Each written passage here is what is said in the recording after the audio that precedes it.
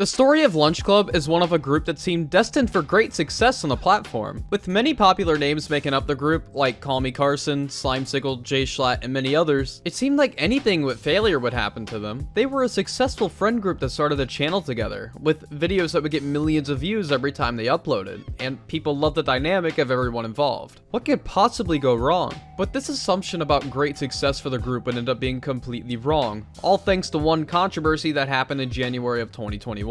I'm sure most of you know which situation I'm talking about, especially if you watched my channel before, but to summarize it here, the leader of the group, CallMeCarson, had some serious allegations levied against him. And I say the word serious in quotes, as while it did affect his reputation and completely tanked his sub growth, what he actually did wasn't that bad, if bad at all. And thanks to these allegations, the group completely split apart, never to make content together again, which is around 2 years ago at this point. Since everything happened, the situation has always been interesting to me, as the stories from everyone involved about what happened have always been very inconsistent at best. So for this video, I'm gonna try and document the highs and lows of Lunch Club as a group, the controversies inside it, and for the final time, try to document what actually happened during the Carson situation and set the record straight. But before I get into this video, I want to give a quick disclaimer. Many of the things said in this video are completely alleged and aren't 100% confirmed, so take a lot of what's said here with a grain of salt, and try to form your own opinion about everything. I also want to say that you shouldn't harass anyone that I mentioned in this video, even if they do some pretty dumb things. I know I've made fun of harassment disclaimers a lot in my previous videos, but with something as serious as this situation, I feel like it's necessary to say this, as this is a pretty controversial thing, and people get riled up easily when it comes to this topic. So with that out of the way, let's get into the video.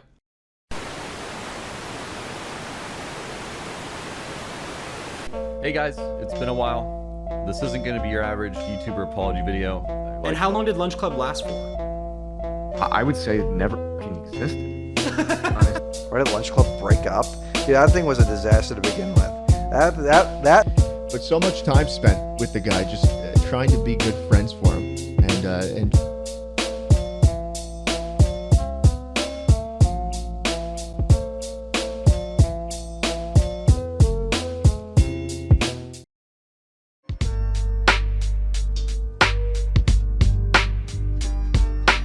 In order for me to properly explain the history of Lunch Club itself, I feel like I should give some context for how this online friend group started to gain traction in the first place. Let's go all the way back to May 3rd, 2018 for a second here. A video was uploaded by the YouTuber CallMeCarson called Changes. In this video, he explained that he was going to completely reboot his channel due to him not really enjoying making his current videos, and wanted to make something he could actually be proud of and get success from. For a long time now, I've seen my channel as extremely mediocre. I know a lot of you really like what I make, but I do think it's time for a change. 1 week from now, I'm going to be doing a relaunch of this channel. It's gonna be sick. Now don't worry, the content on this channel is not getting a massive shift, but it is going to be made into something that I think people will like far better than what I'm currently making. So he switched to doing Discord-oriented content. These videos would include Carsons Friends to them while they did something revolving around the internet in some way. This would include sometimes doing random stuff that Carson came up with for them to make, or just browsing the internet and laughing at the weird things they'd find, which is a massive formula for success at the time. The first video in his new series was DeadMemeFrog is not safe, which has almost 7 million views today, and the success of these videos only snowballed from this point onwards, to the point where Carson was essentially given a YouTube career due to this. Carson went from around 12,000 subscribers in May of 2018 to about 1 million in less than a year, and he became one of the most beloved YouTube creators out there over time. And along with him, his friends started to get some notoriety as well. People like Slimesicle, DeadMemeFrog, Travis, and others would start to gain some popularity of their own, thanks to essentially being kickstarted by Carson himself. So as you could probably tell, the interest in this friend group and them interacting with each other only started to increase over time, which would only keep increasing once Carson's next project would go underway,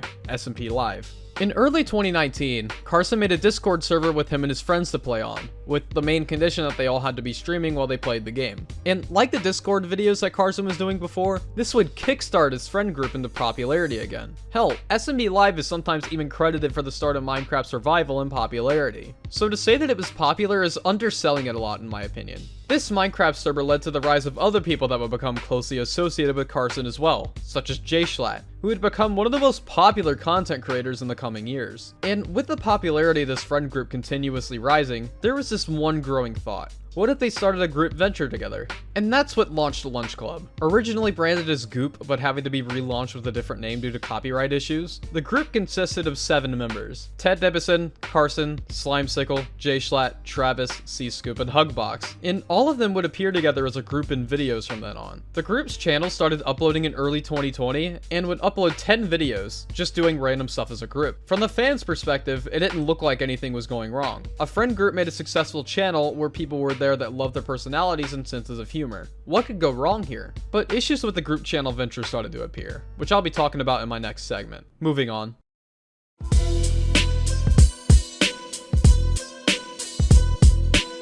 Now, the 2 main sources that I was originally going to use for many of the things I'll be talking about in this section are Noah Hugbox and Josh, 2 people that were very closely affiliated with Carson, one of which was actually in Lunch Club himself. My plan for this section originally was that I was going to see where their stories line up, based off of an interview that Noah did and a stream addressing things that Josh did a while back. But while researching to write this video, I watched a Noah Hugbox interview back, and while in fairness I do have a slight bias against Noah, nothing of substance was really said about the whole Lunch Club situation itself. So for this section, I'm going to just mainly focus on what Josh said himself about Lunch Club and some of the internal issues inside the group, besides just Carson's allegations. Since Josh himself doesn't have much evidence for a lot of what he's saying, I would recommend taking this section with a grain of salt, but since he's one of the only people who have spoken up since 2021 and doesn't have a bad track record, I thought it would be interesting to cover what he had to say. So let's get into it. One of the first issues that Josh brought up was regarding who actually got into Lunch Club in the end. He said on stream that he, Altrive, and its Joko all got cut from the group for essentially not being popular enough. Me, Altrive, and Joko got blown off because we didn't have a big enough following. And so we got kicked.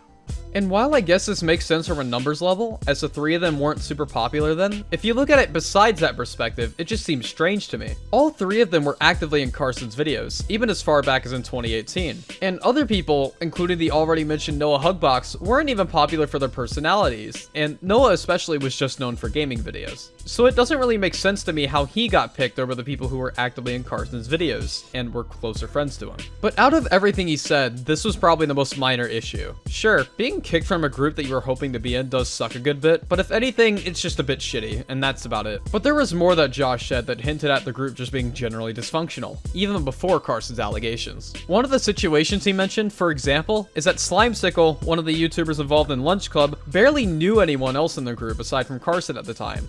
Charlie Slimesicle barely even knew anyone else. Like, that's how disconnected all this was. Which is kind of weird to say the least, and it makes me wonder even more why Josh and others were kicked out. It seems like instead of finding who would make the best content together, they were just looking for people with larger sub counts, which ironically is one of the main reasons why Lunch Club failed. According to Josh, including instances like this, nobody talked to each other inside the group. It was one of those, we don't talk to each other unless we're talking about Lunch Club kind of deals, you know? Like, literally, like, pure business relationship. The main conversations were mainly about business, whether that would be about finances and who would get money in the group, or what videos they were going to make. But they never talked to each other personally, and that's obviously a huge problem if they're going to make a content group. To anyone looking on the outside, there might not have been any clear issues, but it's clear to me now after hearing this that the group was most likely destined to fail in the first place. The group definitely had the potential to make it far, and I doubt that anyone is going to deny that, but due to the poor handling of everything inside the group, including who was included in the first place, and nobody talking to each other, this just wasn't going to happen. Josh saying that Lunch Club was a disaster to begin with is absolutely true, and it is good to hear about what happened from his perspective. But after Lunch Club dissolved in early 2020, there was one more thing that happened that is kind of shady if I'm going to be honest. According to Josh, after the group dissolved, there were 2 unreleased videos that were made for the channel that were never supposed to go up, including Lunch Club Lost in LA and Lunch Club Goes Shopping. One of which is even an old video by admission, since in the description it says that it was filmed in late 2019. Were there any videos that weren't posted? One of them wasn't supposed to go up. I think it was the, like the Australian mall one. That wasn't supposed to go up. And the bar one wasn't supposed to go up. But someone decided to put it up anyway without telling anybody else. So Apparently, none of the former group members were notified that these videos were going to be put up in the first place, but somebody decided to just put them up for whatever reason. I just find this to be a bit strange, especially since this happened right after the group completely dissolved. If this is true, and it really was released without anyone in the group's permission, then that is pretty bad, but it isn't anything super major in the grand scheme of things. And the videos themselves don't put anyone involved in a bad light, so I don't have a huge issue with it personally. But most of you watching this have probably noticed that I've left out a major controversy, which was the one that broke up Lunch Club completely. I've said in this section that Lunch Club was doomed to fail essentially, but maybe it wouldn't have been like that. Maybe the group would have kept going. But in January 2021, allegations started to come out about CallMeCarson, and why Lunch Club actually ended started to become more clear as time went on.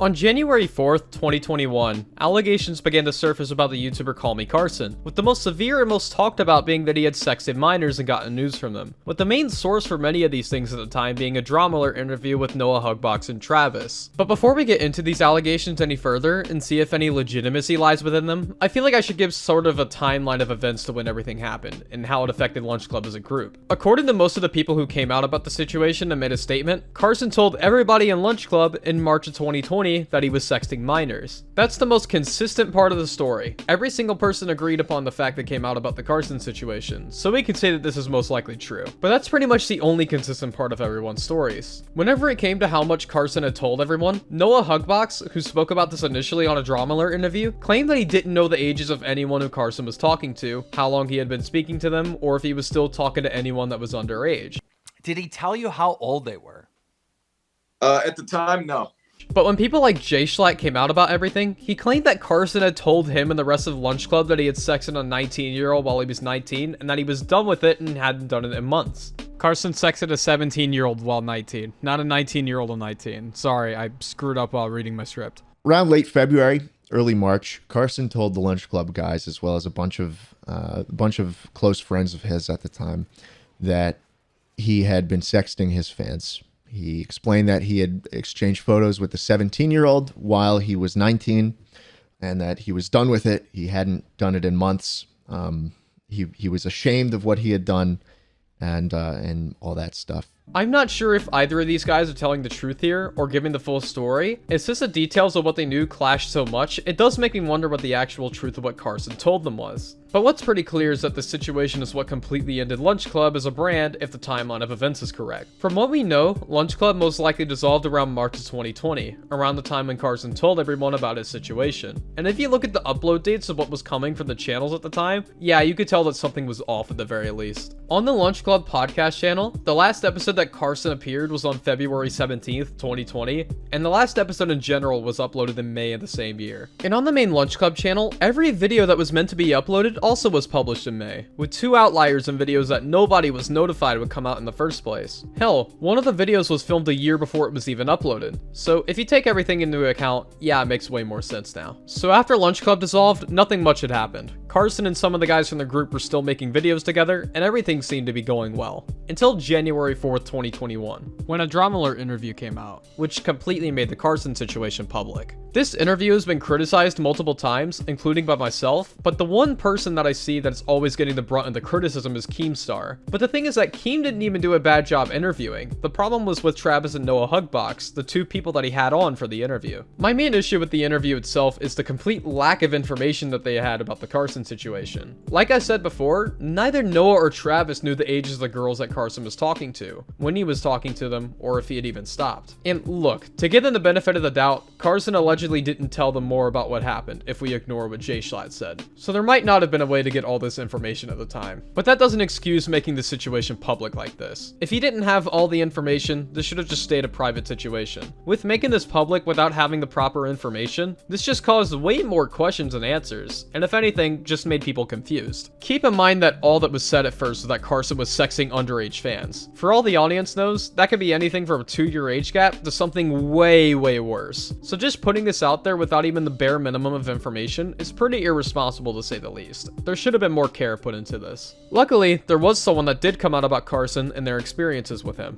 and that was good. It actually gave some perspective to what Carson did. But there's one issue with this. The actual situation itself is a complete nothing burger. To give some context, a few hours after the Drama Alert interview, a tweet thread came out from an alleged victim of Carson, where she claimed that she was groomed by him. But here's the thing, the age gap was only 2 years. Carson himself was 19 and this girl was 17. So why exactly did this cause a big fuss? Don't get me wrong, manipulation is possible even with an age gap like this. I'm not denying that. But the victim of Carson did make a lot of their messages public in the thread. And in none of these did I see something that could qualify as manipulation. If anything, I just see Carson being pushy about sexual shit. You can have an issue with that if you want, be my guest, but calling him a groomer or predator because of this is pushing it majorly. To me, it seems like a guy who doesn't know how to talk to girls is being completely awkward with what he wants in Discord DMs. And that's it. I'm gonna try and be fair here though, because according to the information that is publicly available, this might have not been the only person that he messaged. After Carson got outed in early 2021, one of his former friends, It's Joko, came out with a tweet that had without a doubt evidence that at least the case we just talked about was true. And with that came the confirmation of a few other details that we didn't know fully beforehand, including the fact that Carson had gotten nudes from the victim. But the detail that's the most interesting to me was a message where Carson said that he had sexted a couple of viewers that were 17 when he was 19, implying that he did this multiple times. But even with that in mind and the nudes thing, I don't really have much of an issue with this, to be honest. Don't get me wrong, I do understand that Carson did something illegal with the whole nudes thing, and if I'm being honest, it was incredibly irresponsible for him to get these. But here's the thing, if we look at this morally, this is a guy getting nudes from a girl that was 2 years younger than him. I don't think taking the legal stance on this situation, when this will most likely never go to court, is exactly a good stance to take. So now that we've got some of the main arguments against Carson out of the way, what exactly is there left to say about him? Well, there's the power dynamic argument, which is honestly one of the stupidest things I've heard in a while, but let's try and seriously argue this for the sake of the video, because so many people seriously bring this up when it comes to Carson, to the point where it's become one of the main arguments against him. So let's get into it. The main reason why this argument is always brought up is because Carson was in a position of power,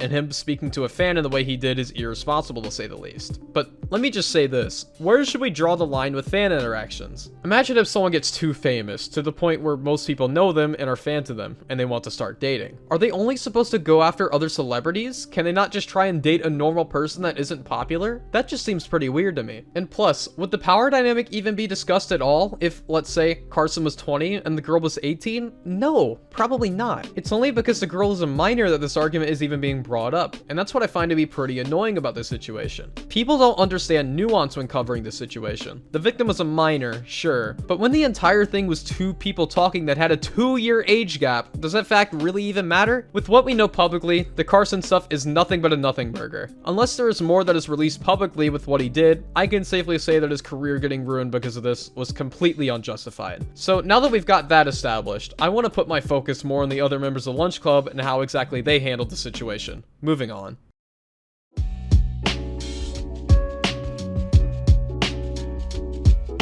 After Carson got outed in January of 2021, several of his friends came out with statements on Twitter addressing the whole controversy. And with this section, I want to criticize these statements and many of the inconsistencies with them. Starting off with Slimesicle. In his statement about Carson, Slimesicle claimed that when he heard the news about Carson in 2020, he filed a tip to federal law enforcement about him, cut all ties with him, and withdrew from Lunch Club completely. He had also claimed that Carson told all of Lunch Club in a phone call that he had sexted a girl that he believed to be 17. That part about Carson saying the age of the girl lines up with what people like Schlatt had said about the situation, so we can assume that this part is probably true. But the part that I take issue with in particular is Slime claiming that he filed a tip with federal law enforcement about Carson. If this was true, and Slime had also completely cut ties with him and withdrew from Lunch Club, why would Slime still follow Carson on Twitter after he found out this stuff? Let alone this fact, why would he keep interacting with Carson after the fact on sites like Twitter, and even feature in videos of his afterwards? It just doesn't exactly make sense to me. Why would you continue to associate with someone publicly after filing a tip about them to law enforcement? I've heard the argument that maybe Slime didn't want to cause drama publicly, but here's the thing, he could have just said that he didn't want to be associated with Carson anymore or something along those lines, and stated that it was a private situation. It won't stop everyone from speculating, sure, but it's a better option than still interacting with someone like that who you claim you cut ties with. This entire thing is very strange to me, and Slime's statement only gave me way more questions than answers. And statements giving more questions than answers kind of became a theme when it came to Carsons Friends responding to everything, especially with J-Schlatt's response. A video simply titled Carson was uploaded to J-Schlatt's weekly Slap channel on January 6th, 2021. And while the video starts off pretty clear, with Schlatt clearly stating what Carson had told him and everything that happened, the second half of the video starts to take a shift, and eventually I'm left asking more questions than anything. At first, Schlatt stated that Carson told everyone in Lunch Club that he had sexted a 17-year-old while he was 19 and explains why he stayed friends with him. Around late February,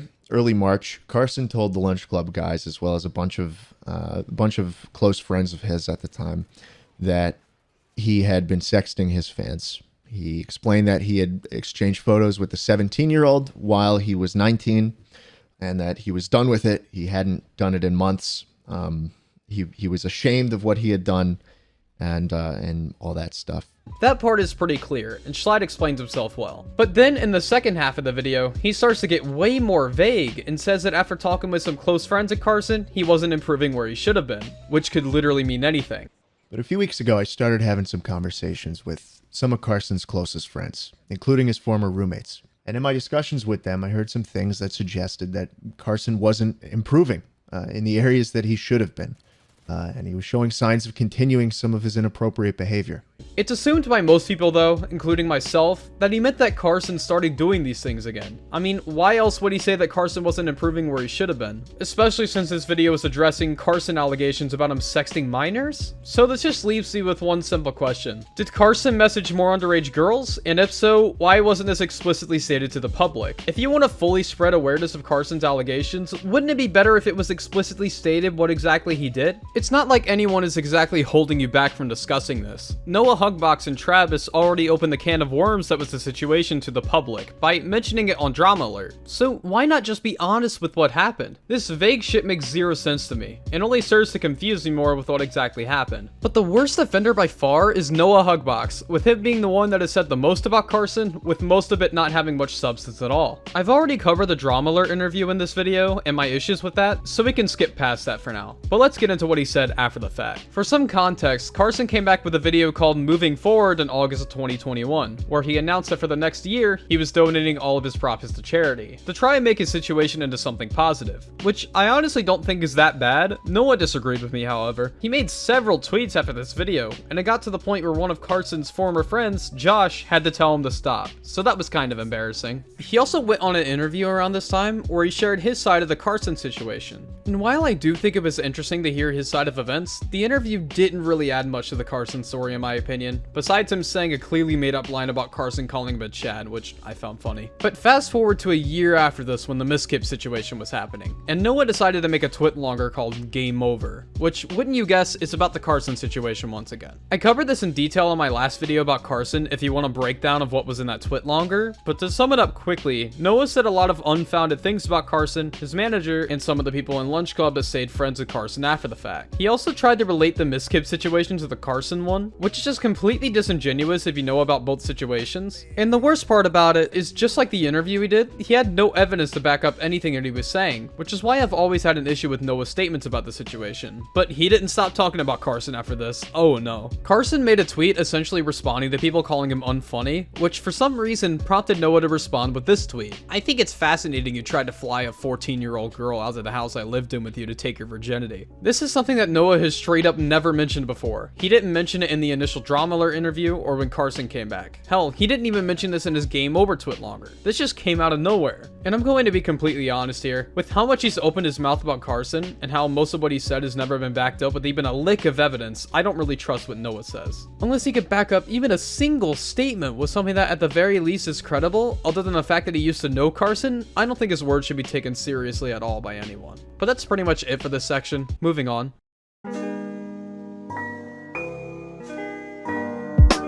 When it comes to the Carson situation and the story of Lunch Club in general, there's a lot that could be taken from it. For one, Carson got his career ruined due to very flimsy grooming allegations and was never able to properly address everything, which led to his downfall. But what's even more disappointing to me is what happened to Lunch Club as a result of everything. Despite the rocky start and many of the internal issues with Lunch Club as a whole, they had the potential to be one of the biggest groups on the YouTube platform. They were all pretty entertaining people, and despite many of them not knowing each other, had good chemistry. There's a reason that every video on the Lunch Club channel got millions of views, and it definitely wasn't just because of Carson. So to see that the group got completely dissolved in the way it did does make me sad a little bit, especially as a former fan of most of the people in the group. But I feel like there's still a specific question that might be floating around people's heads regarding everything. Is Carson a good person? And, well, I don't really know the guy, so I can't really judge for sure, but I do like him, and I don't think that he should have been treated the way he was. If he was bad to people privately, that's one thing. But that's the thing. The majority of this stuff could have stayed completely private. There was no need for the Carson situation to become public, and due to this, it made one of the most convoluted situations that I've ever covered on my channel. It's pretty sad to see. I think in general, Carson should be given a second chance by the general public. Him being seen as a groomer and a predator isn't really fair, honestly, and I feel like he didn't deserve his private situations going public like this.